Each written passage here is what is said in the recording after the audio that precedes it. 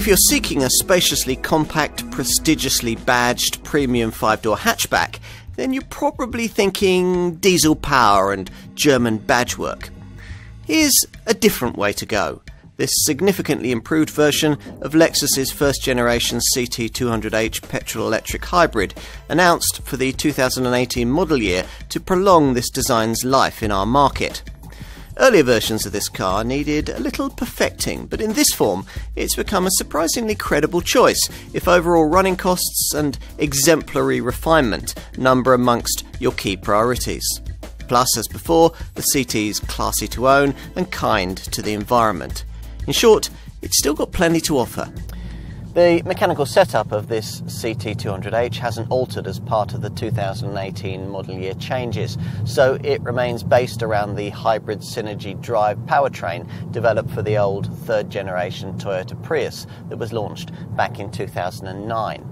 This sees an old tech nickel metal hydride battery mated to a 98 brake horsepower 1.8 litre VVTi petrol engine, an 81 brake horsepower electric motor, a power control unit and a power split device. The two outputs I've mentioned are never delivered at the same time, which is why, slightly confusingly, the total power output of this little Lexus is quoted at 134 brake horsepower. That's a lot less than you'd get in a hybrid version of the next model up in Lexus's range, the IS Saloon. But then, of course, the running costs of this CT are potentially a lot better than you get with that car, officially quoted at 74.3 miles to the gallon on the combined cycle and 88 grams per kilometre of CO2, provided you run on the smaller 16-inch wheels. That emissions figure is the main reason why benefit-in-kind taxation liability with this car will be so much lower than it would be with equivalent diesel-powered segment rivals.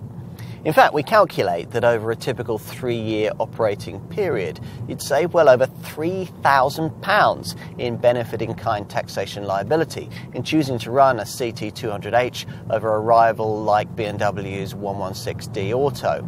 Plus, you'd be running on cheaper fuel and incurring lower servicing costs. It all makes this Lexus a great company car user's choice, but are there dynamic drawbacks in choosing a CT? Certainly the magazines will tell you of this car's rather over-firm ride and the thrashy CVT auto gearbox that you have to have. Both these things are problems that you'll need to make sure you can live with, but both issues were improved as part of a package of changes introduced for the 2014 model year. And neither drawback will manifest itself on the smooth highway journeys that will probably occupy owners across the majority of their mileage. It's here that the light steering becomes a boon rather than a drawback, and it's here too that you can revel in the beautiful cabin and peerless refinement that apparently gets within 4 decibels of the kind of cabin quietness you could expect in a Rolls-Royce Ghost. In this regard at least, the CT is exactly as you'd want a Lexus to be. It is perhaps appropriate for a car that offers something different to look a little different. That was always Lexus's perspective when discussion turned to the quirky design of earlier versions of this first generation CT200H. The problem for the brand, though, is that buyers in the premium segment are a notoriously conservative bunch, hence the need for the minor aesthetic changes made for the 2018 model year version of this car, all aimed at offering a much stronger visual link to pricier, more established offerings in the Lexus lineup. The main aesthetic updates with this revised model feature here at the front, where the distinctive spindle-style grille gets a classier chrome frame and a smarter mesh pattern that now flows uninterrupted from top to bottom. More noticeable, though, are the changes made to the rear. The smarter, shapelier tail lamps are now all LED units, featuring turn indicators moved to their lower edges, and even these little aerodynamic side fins.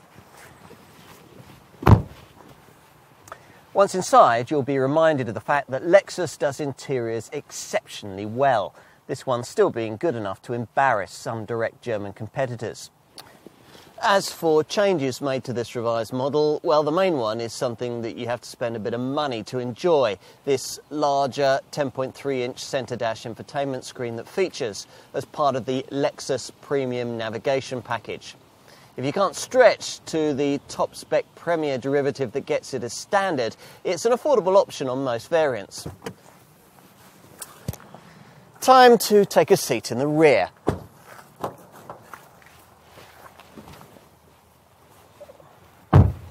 If you're tempted to complain about the amount of space on offer here in the back, then you clearly haven't sat in the back of a rival BMW 1 Series, Mercedes A-Class or Audi A3 very recently.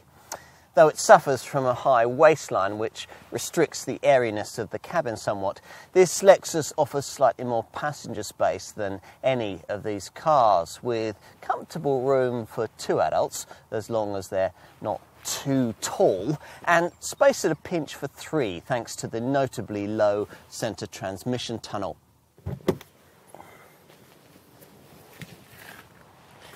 But I haven't yet touched upon practicality, something that you'd expect to be compromised by the need to find somewhere to stow the hybrid system's rather old-tech nickel metal hydride battery pack. As it turns out, clever packaging of this unit between the rear wheels means that it takes up relatively little boot space. Indeed, this 375-litre luggage bay is pretty much as large as you get in a rival Audi A3 Sportback, a bit more than you get in a BMW 1 Series or a Mercedes A-Class, and a lot more than you get in a Volvo's V40. There's still a lot to like here. Essentially, a CT 200H costs no more than the Toyota Prius it remains fundamentally based upon, yet offers extra quality, more equipment, and the higher residual values of the prestigious Lexus brand.